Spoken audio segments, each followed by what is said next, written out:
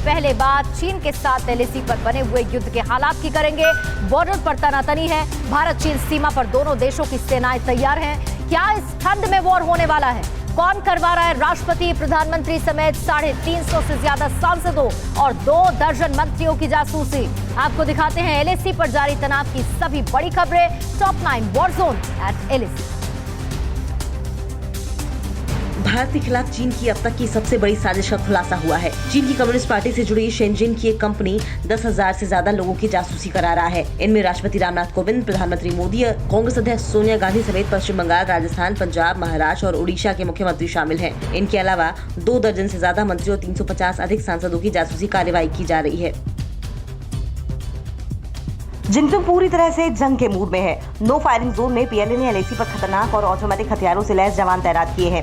इसके अलावा चीन ने एयर डिफेंस के नए सिस्टम को एलएसी पर लगाया है। पीएलए के बड़े अफसर रोजाना फॉरवर्ड एरिया में लगातार दौरे कर रहे हैं। ईस्ट लद्दाख में चीन अपनी तरफ सैनिकों को सर्दियों में रुकने के लिए बड़े पैमाने पर शेल्टर बना रहा है। ड्रैगन ने अक्साई चीन में शहीदुल्लाह मिलिट्री बेस में इलेक्ट्रॉनिक वॉरफेयर के लिए बहुत बड़ी तैयारी की है। शहीदुल्लाह बेस पर इलेक्ट्रॉनिक वॉरफेयर की तैयारी का मतलब बहुत गंभीर है।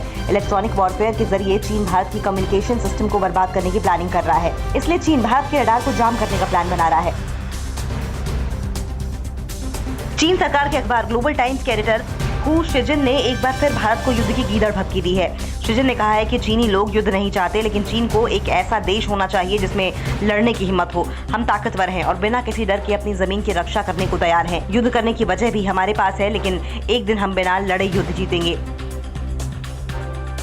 एलएसी पर युद्ध की आहट के बीच उत्तराखंड के उत्तरकाशी में सैन्य गतिविधि में तेजी आई है। चिंगारी सौड़ हवाई पट्टी पर सेना और सैन्य साजो सामान को पूरी तरह तैयार किया जा रहा है, क्योंकि चीन कभी भी हमला कर सकता है। ऐसे में भारत चीन के बीच उत्तराखंड में 345 किलोमीटर लंबी सीमा को सुरक्षित रखने का दायित्व इन्हीं जवानों पर है।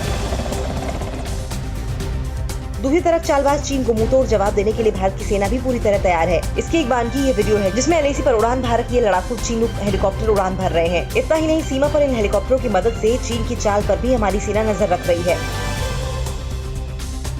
एलएसी पर शूटिंग रेंज में एक बार फिर चीन भारत के सैनिक आ गए हैं। ये तस्वीर स्पैंगुर गैप की है, जहां दोनों देशों की सेना आमने सामने हो गई। इस समय स्पैंगुर में चीन ने अपने सैनिकों की तादाद काफी बढ़ा दी है, जिससे कि सीमा पर तनाव घटने की बजाय बढ़ने लगा है। भारत से रिश्ते सुधारने को लेकर ग्लोबल टाइम्स ने कहा है कि सीमा पर उत्पन्न समस्या को पॉजिटिव वे के साथ दूर किया जा सकता है। चीन भारत संबंधों को धीरे धीरे मजबूत किया जाएगा। हालांकि दोनों देशों के लिए छोटी अवधि में संबंधों को बहाल करना मुश्किल होगा। ये बयान तब आया जब पिछले दिनों दोनों देशों के विदेश मंत्रियों ने मॉस्को में मुलाकात की थी। 15 जून को गलवान में हुई झड़प में मारे गए चीनी सैनिकों के आंकड़े को लेकर अमेरिकी अखबार न्यूज़वीक ने बड़ा खुलासा किया है। अखबार ने लिखा कि गलवान में चीन के 60 से ज्यादा सैनिक मारे गए। दुर्भाग्य से चीन के राष्ट्रपति जिनपिंग ही इस झड़प के सूत्रधार थे, लेकिन पीएलए इसमें फ्लॉप हो गई। यही वजह है कि गलवान के बाद से पीएलए में जिनपिंग के खिलाफ जबरदस्त गुस्सा है। अड़ी सोमवार से शुक्रवार शाम 6 बजे सिर्फ TV9 भारतवर्ष पर।